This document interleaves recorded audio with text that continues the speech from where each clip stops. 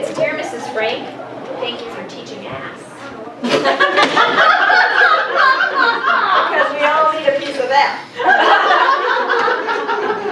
I got that one.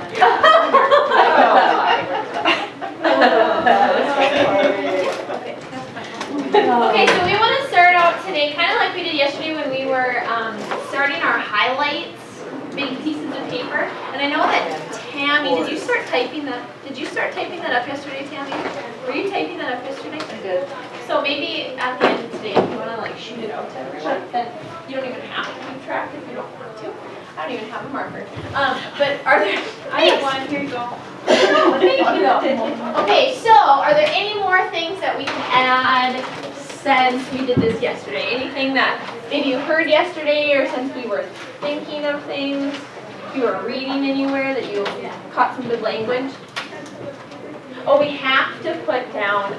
That's mini. That's a mini lesson. We have to put that down. I was thinking you should write a book. That's a mini lesson. Oh, we good. The list is long. I don't have quite as nice a handwriting as Julie does. Such a simple one, but the word nudge, I keep hearing that word nudge. That's so true too. Yes, yes. They're nudging us. Even the Common Core is nudging us. It is, isn't it? I felt the shove, actually. Nudge is so much more pleasant. It's teaching us. It's teaching math.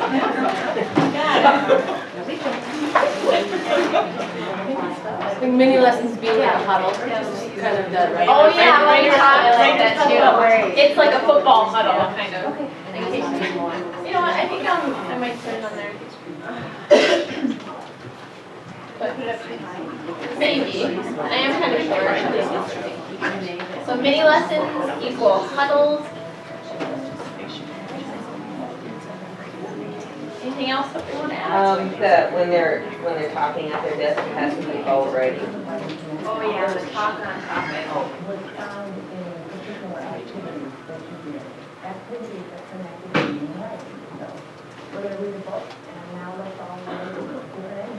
This is kind of high.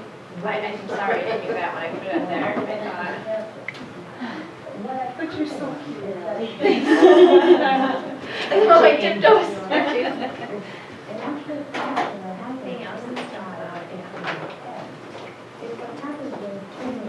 Things might come up throughout. Yeah. If as we're modeling or when we're watching some videos today or we're just talking, if you think of something, say, hey, we should put that up there. So Tammy has this typed up and we'll just send it out to you. Yeah. Thank you, Tammy. Thanks, Tammy.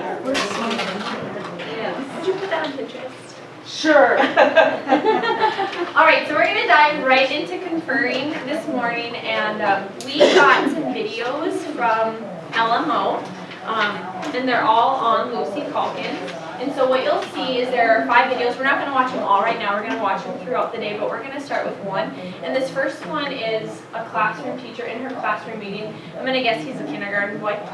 So she's meeting with him. And then you will also see ones where Lucy is doing a workshop. So she's on stage with kids and they each have a microphone. And it's very sweet because you can tell they're kind of shy, but they're trying to talk about their writing. So we're going to see a few different kinds. But here's just an example of one conference.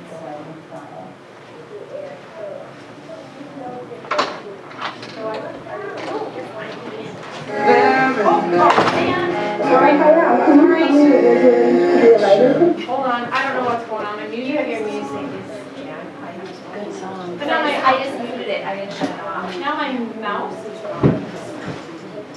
Huh. Oh no. There it is. Okay.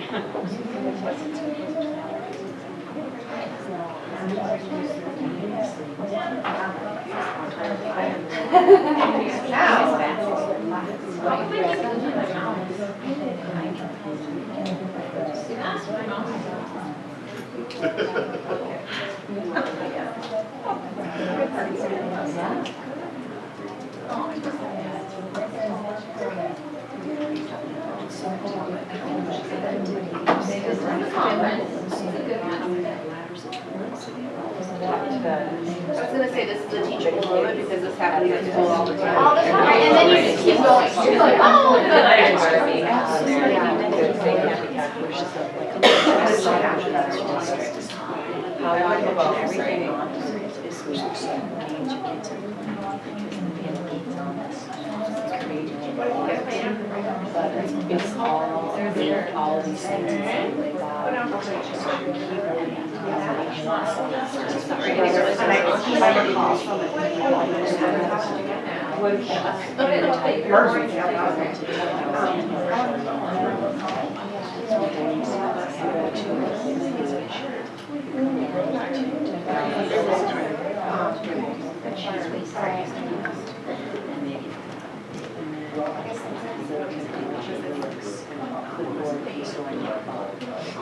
So it is anybody.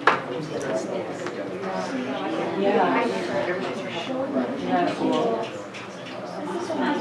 Yeah, so all sorts of educational games, images, writing resources, all of that is. Okay, so as you're watching this conference, what I want you guys to think about a little bit, I want you to listen to, does she ever tell him what to do? And how does she get him to go where she thinks he should go? Hopefully it's not. Can you tell me what you're doing to be a writer today? Well, what I'm doing to be a writer today as I'm writing about when I was biking with this other person on training wheel, and I was on this training wheel, so that's and as you see that little wheel small on it, that's the training wheel, and actually,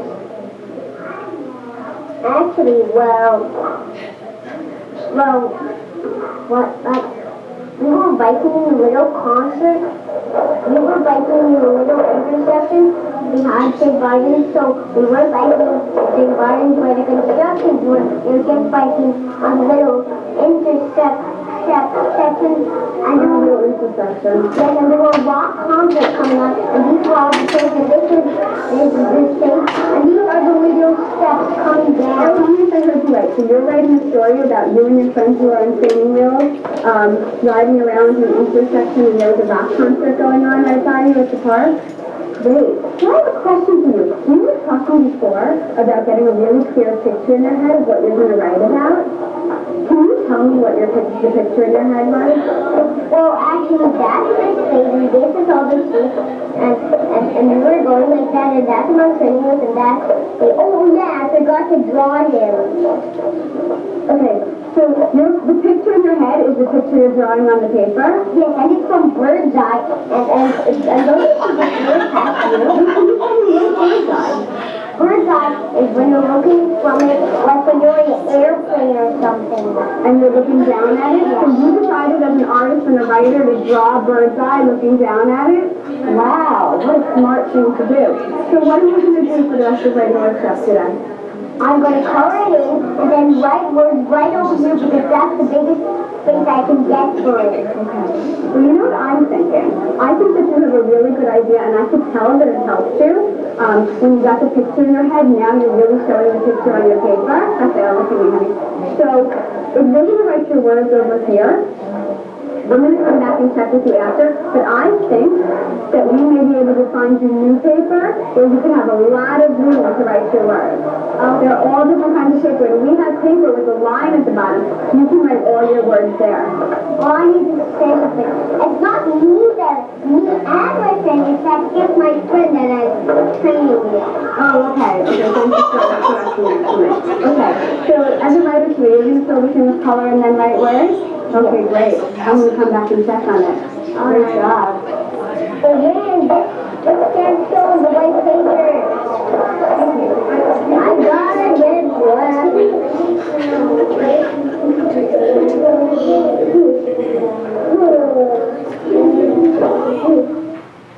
Okay, so would you talk to someone next to you? What was some of the language that the teacher was using? What was she trying to get him to do, or where was she trying to get him at? And kind of what was the point of that conference? Okay, so think about that when you're ready to share with someone next to you.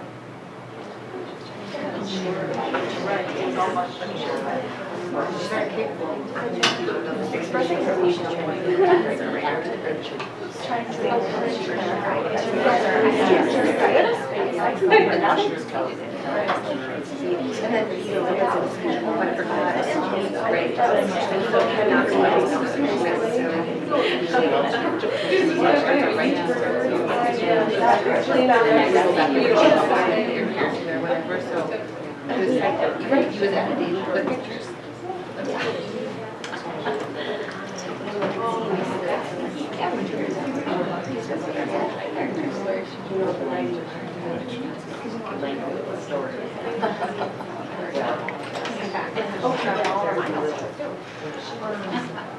Alright, start finishing up your conversations, please.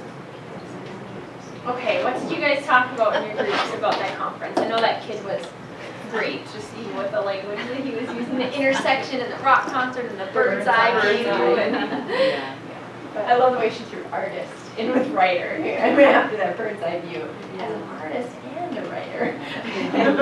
And did you see it that he was actually taking his pencil and tracing the top to make his birds? I was like, oh my gosh, he was tracing the top of a pencil strip. That's an artist. Think about it that way. But I loved it how she kept bringing it back. So the picture in your head is what you're drawing, and then the picture in your rather than the actual words. And we have paper for that. And that probably tells you a lot about the lesson that she just worked on. You know, she probably was just teaching the lesson, I can't say for sure, but it was probably on you get a picture in your head and you put it down on paper. She's bringing it back. His picture was great. And that's it. He starts writing, she had like sentences. Yes. And that's a place where, like, say you sat down next to me, the picture wasn't so complete, but you heard this oral telling of that's a nudge too, like, how could we add to your picture to complete your story? Because that's the stage before they really start writing, or using the picture to tell their stories. So, and obviously, he was writing. Obviously. And when I saw that, I thought, oh, I can do that in preschool. And what I liked was, she asked him to, she repeated what he had said. And then when he was talking some more, he realized that he forgot what the person, or forgot something in his story. So it was editing without words, but it was editing through pictures. Right. Because he read the picture, right? And then, oh, I forgot. So that's What about the quick sketch part? Is that an issue when you're older and not when you're younger? Quick sketch comes in when you're really ready for words, because the emphasis isn't on telling it in your picture, you're shifting them, and it happens pretty fast when you're, with the exception of a few kids, it's not always, and you might still be nudging them with the picture, and it might not really apply to them. I mean, I had kids, especially my little guy that joined me late in the year, and he really didn't even have letters when he came to me. I was telling him to tell his story with a picture, start with a really big picture to tell your story. And finish the year still doing that. We were getting a few letters, but yeah, obviously it wouldn't be a quick sketch for them. Do you have your kids use, he's back in color. How much do you color? I mean, I struggle with it because sometimes it's like, I want you to just have a picture in your mind and show me, but they would take hours. I know, but we don't. I don't think you do either. That's why we stick, like, even if when we start with just the Crayola markers, because it's kind of that bridge tool from picture to writing, it works both. It's one color. Like, just the fact that they could get up and switching colors, and that's just, you're right. They would consume themselves in that. And there's a place for that, because if you're going to take that to publishing, if it's a picture story, then it would definitely need to be colored and elaborate, and I suppose that's another piece. Just because you're talking about colors, do you collect their materials when they come in here and use those in your writing center? Like we collect the pencil, I do the pencils and the glue sticks, but as far as the markers, do you collect them at all? You take, okay. It's all community. Okay. Yeah. And I just put out a few, like I have boxes of markers, and then as they use them up and they dry out, then I'll rotate in some new ones. And So if you're going to take something and publish it, I mean, as you start out, do you still have them use that marker if it's a work that they're gonna publish, or do you let them use a pencil so they can correct it, or, you know what I mean? Don't worry, I think the pencil is our way of keeping it neat, Okay, and it so, doesn't have to be Okay, pretty, it just I'll has to just be shape. theirs. Yeah, they can still do it with a pen. And amazingly, Ally and I started doing like a lot of the drawing projects when we would do like self-portraits and things. And we were hesitant about that too. But if you give them just the pen, they will go after it. And they will work themselves through it. They will learn to correct and modify if there's a mistake, and that idea that you're always a problem solver. So if you do something slightly wrong, how could you solve that? Kind of a thing. So I'm literally the only time I crack pencils on the mirrors for handwriting. That's it. And then the K is different. I mean, it's not like Right. K is different, but literally it is the only time. They have that choice, like during free time or whatever. Those pencils are always sitting out, but it's not what we go to for art or for writing. It's kind of empowering. Yeah. Pencils are our pain. Pencils. You know, I've got a Yeah. system though. I found a system on Pinterest, or actually Teachers Pay Teachers, and it is amazing. And that's what she said. She sold the idea for so long, and then when I would always search for some freebies once in a while, it's amazing. We start the week, they each have a pencil case, and they each start with 8 pencils on Monday, and they're responsible for their pencils. And they go in their case, in their pencil case or whatever. And on Fridays, we collect them, and the helper or myself, we go through them. And if it is, I'm not a big reward person, but they get like a sticker or a little eraser or something if they have all their 8 pencils. And if they don't, if they're missing one got lost, they get a new pencil, but they don't get the little sticker or eraser or whatever. And I tell you what, I didn't have any pencils on the floor. But the broken pencils stopped, and the chewing of erasers Because stopped. they have ownership. They have ownership of their 8 pencils. Yeah. And it worked. I didn't start at the beginning of the year. I started probably about, maybe it was about Christmas time. And I just went and bought those real cheap, clear Yeah. pencil cases. And they would find one. Oh, I have all my 8. Is anybody missing one? You know, so then they try to find to see if anybody was missing one before they turn it into the drawer of extra supplies. Extra credit for every 9. Actually, that was a teachable moment where they had like, you almost had 8, you know, like that responsibility. They should have missing one. No, they could only have 8. And it really worked. It really worked. I would see how it would, because I think anytime you give them responsibility, there's power in that. You gotta put a lot of energy into that. I like the idea of just having them marked.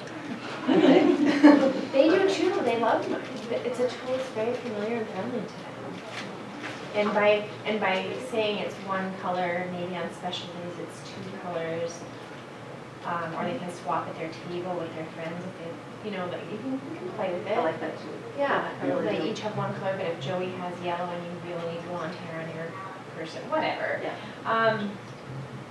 It seems like I was saying a lot, don't erase, cross it out. But yet I wasn't modeling it, and they had those pencils to use, so I was Oh, just it's an eraser. saying the words. Yeah, they were supposed to, yeah, it's like, oh, just erase, and you go from action to start an erase. Or they have a or. Yeah. Oh, yeah. Sure. And sharpening pencils, even with a handwriting without teeth. They don't last They don't long. last long. I know.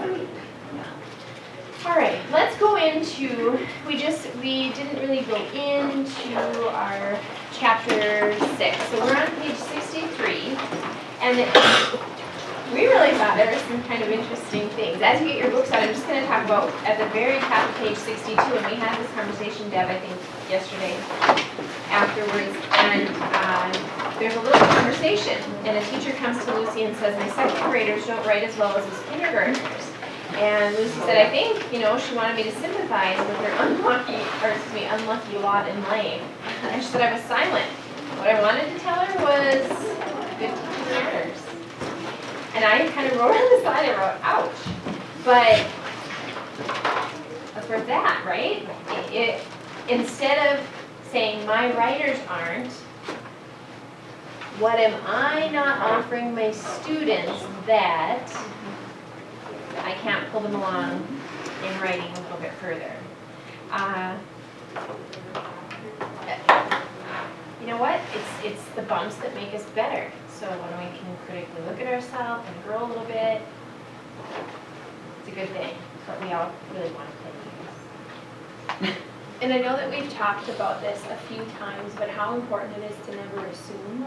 You know, I mean, in kindergarten, we kind of assume that they don't know anything, so you teach them everything, you know, but especially once they've been in school for a couple of years, and I find myself just assuming things in kindergarten even, but to never think, okay, I know they've learned that, and so I'm not going to teach it, or I'm not going to worry about revisiting it, because we know how much kids forget or you learn something new, and so you kind of put that aside and you don't think about it. But then when you bring it up to the topic and I think, oh yeah, that was a really good tool. That was a really good strategy. I'm going to use that. So just to be cognizant, yeah. And how many times we have to revisit something to do it well? We have to revisit it a lot. We have to hear it a lot. And that was a conversation I had actually with my son's teacher last year. He's always been a really good writer and he likes to write. And he did cursive, third grade. What's your favorite subject? Handwriting. He loved cursive, beautiful handwriting. But I was having a conversation with his teacher when we were doing paragraph writing last year in fourth grade.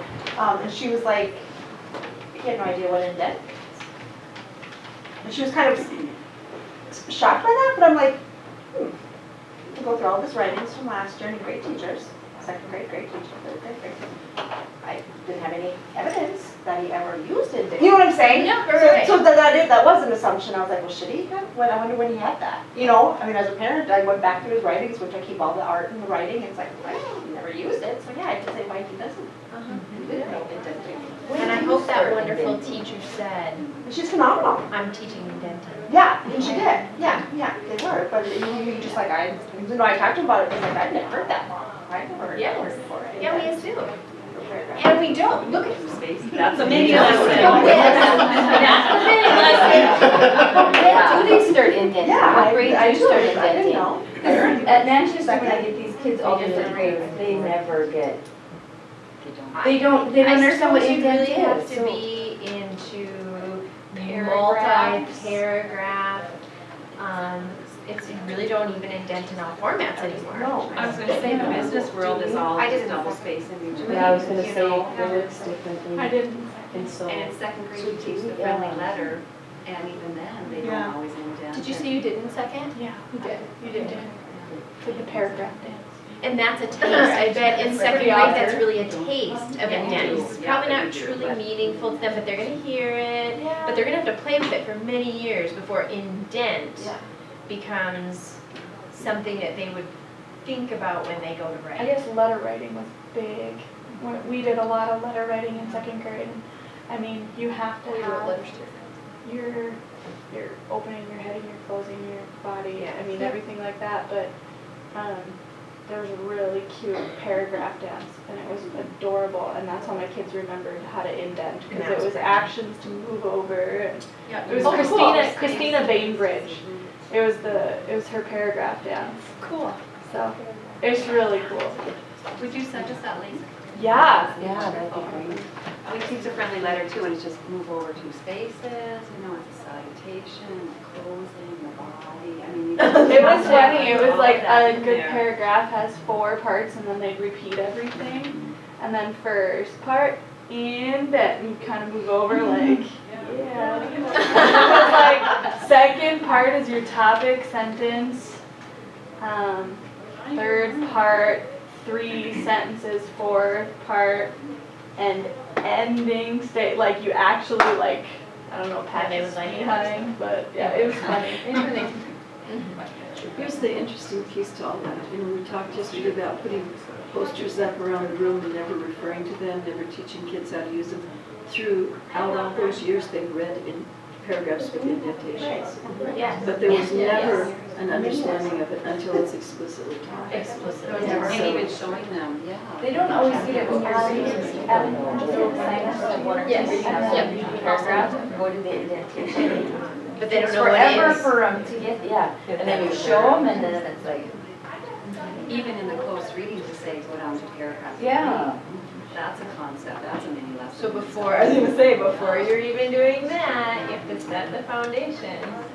Yeah. Well, and I think when we did more popcorn reading, I mean, I know I would always count, okay, 1, 2, 3, 1, 2, 3, you know. Oh, And I yeah. think that that kind of maybe Very stuck a little bit more now that we don't use that tool as much in school. Probably it's Yeah, that's changed. I think people really thought about it because I was always counting how many paragraphs, so I have to read. You weren't I listening. didn't, I mean, to I'm anything. listening. No. Yeah, and now we know that's that. I know. And if you let them have it, like if you showed them a book and you said, has anybody ever noticed? Look at how those work, what are they doing? If you threw it out there in kind of a quirky way so that you were confused by it and what in the world, and you let them kind of uncover why that might be important, it might be more meaningful. Then, see this is indent. Just kind of perk their discovery. Yeah, Right. right, right, right. Have you noticed? Yeah. I couldn't help watching this video and thinking about the yesterday, what it sounds like. All the noises going on, and those two were so connected. I mean, they were digging in that tub in front and all And those never noises, even and they went- were so connected. So you know how well she set those procedures. Yes. And the kids, no one came up and bugged her, I mean, they just knew. And that is something huge, that your kids know that competency time is really kind of sacred and it's a one-on-one thing and it's not, my line, and if you've ever been in my room, you've probably heard it more times, this is Frank time. This is Frank time. So. All right, now moving in to that chapter, what I found very striking, the variety of conferences, and she has 3 of them. She has a content conference, I could go there. She had an expectation conference, and I thought, wow, I would have thought, oh, this is just a little piece of discipline, but or management, or I would never have perceived redirecting a student in their behavior as a conference piece, but kind of a nice idea. And she supported it by saying that after she took care of that, she would piggyback it with a content or a processing goals kind of conference. Any thoughts on the conferencing? Anything that you gleaned from that, or maybe linked to the different pieces that Allie and I shared with you yesterday as far as formatting or what you would like? I just liked her reference to authors. You know, Lucinda, Eric Carle. I know, Yeah. isn't that great? Yeah. So you know they've already talked a lot about that, and these people are big in their classroom and kind of famous. Yeah. You know, Eric Carle doesn't waste his precious writing time running around the room. You know what I mean? So, I know. I was like, wow. doesn't make it. Yeah. Yes, That's so good. yes.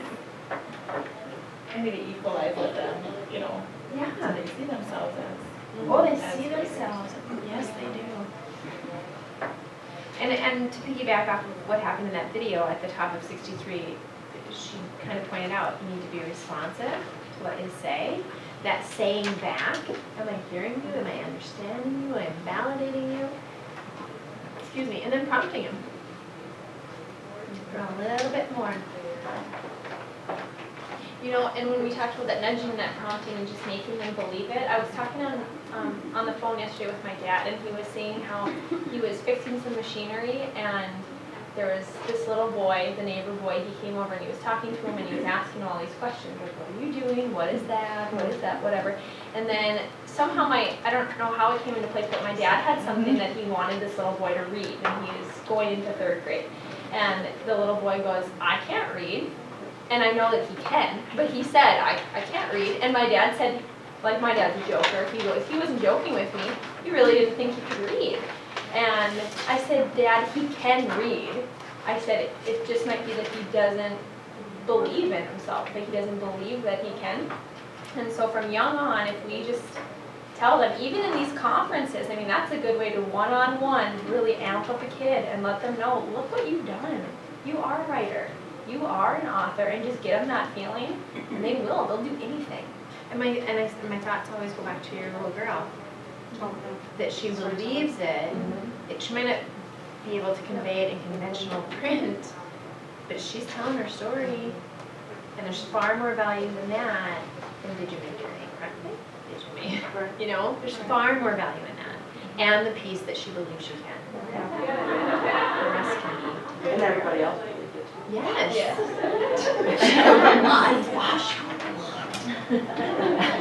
Oh, it's great. Anything else on that section that anybody wants to?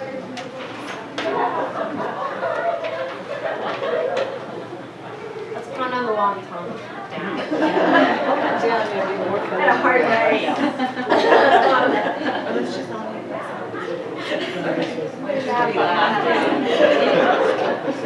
On page 64, she goes into the architecture of the writing contest. And I love what's happening in this book, because you're hearing an element and then you're hearing the same element in another area, and the same, she really just is, we're revisiting the same concepts over and over, but she's just applying them to all the different areas. And in the research section, it's really about knowing your writers. It's really about having spent that time kneeling down beside them, listening to them when it's their share time, and being able to help them move forward, support them where they are. I like that research, what she calls the research part of her conference.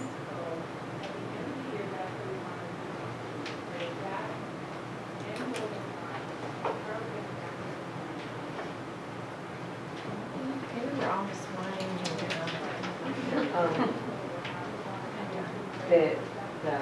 On the bottom of page 65, it says begin every conference, whether, doesn't matter what they're doing or what grade they are, with what are you writing on as a writer, what are you working on? Thank you. I love that. That honestly, that could go on our charts. What are you working on as a writer? I have that started too. Yeah, I'll put it up. I'll chop it up. I really like that. And that goes along too with, during the conference time, why it's so important to balance your one-on-one and your whole group, just being able to take it all in and see what your kids are doing. The next little section is the probe in order to understand more about the child's intention. And you saw some great modeling of that. And crucial to help a child articulate what they need.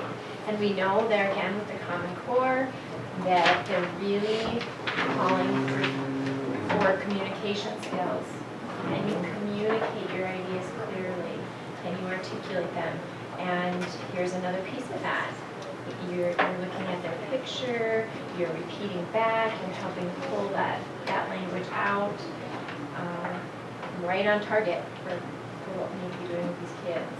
And I think it's interesting because my big thing that happened last year, I think a lot of them that are so general. And this shows how to make it, how to get away from that just general stuff. And I As think you add more, no, I think I'm done. No?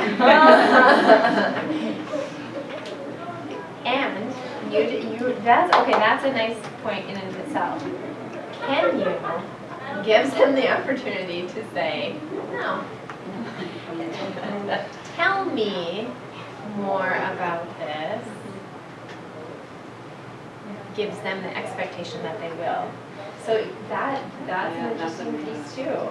How we offer it up, boy, if they... I had one little guy last year kind of check out in reading and both in writing, and he would actually, to the extreme, quit sharing. Like when we do whole group sharing, he wouldn't have a story to share. Or if I do turn talk, he wouldn't, and so then he had nothing to share. But then he would tell me that, well, I didn't share anything, so I don't have anything to write. Okay, well, I'll give you I passed, remember I passed. And this is one of the lines I use, it's a love and logic line, but I use it with my kids all the time, because of course you have the child that they will try that kind of passive, if I just don't, what will happen? And I'll just say, somebody said, I learned how to use the class. That's fine, honey, you can do it now, or we'll sit at recess and do it, and either time works fine for me, because I'm gonna be right here, and I'm not mad at them, I'm just let them know that there is a very huge expectation that they will be writing with me today, one way or the other, in a very pleasant format. They're full of story. They know that. And then usually to go. But if they were my Evan, who really wanted some time with Mrs. Ray, they waited until recess to do it. Yeah. Yeah. But so, yeah, interesting. We have to be careful about how we offer it up to them. Yeah. And not to make it ugly, because had I said, you're gonna write now, or you're gonna write at recess, choose it, buddy. Do I wanna be a writer? I'm going to, Right. want to talk, if you can, like, if you can look at their paper and go, oh my goodness, tell me more about the blue part here. Yes, you can find just a little piece of it, it just seems like then they're like, oh yeah. There's a purpose there. Yes, yeah, and you're helping them maybe discover it, or maybe articulate it, or maybe add to it. I'm really glad I had those experiences now. Oh, so like I said yesterday, I'm really anxious to see, true writer's workshop. That's my Yes. goal this year, you know what I'm saying? Yes, Not yes. that they're just writing, but the true writer's workshop, I'm gonna see what happens next year's group. Good thing. But I'm I gonna need to check check back others. with these. And then that wait time too, when you say, tell me more about that having to wait, because they'll come around. They It's hard for will. us sometimes. There is one video, and I think it's the next one that we'll watch. There's so much wait time, and watching it, I feel very uncomfortable. And I just think, oh my gosh, how is Lucy not talking? How is she not? Because I feel uncomfortable watching it, and I can't imagine being with a kid, and let alone she's being videotaped. Like, I don't know. I don't know, but we'll watch that one soon. When we talked about being specific and naming things, on page 66, there's a part where it says, don't say, I love that you added E-E-E sound to your story, but instead say, I love the way that you reread and added teeny details that could help readers create movies in their minds for exactly what happened. You made it so I can picture your guinea pig. Whenever you write details, just how she's naming the strategy. She's not saying necessarily what the child wrote, but she's naming the strategy.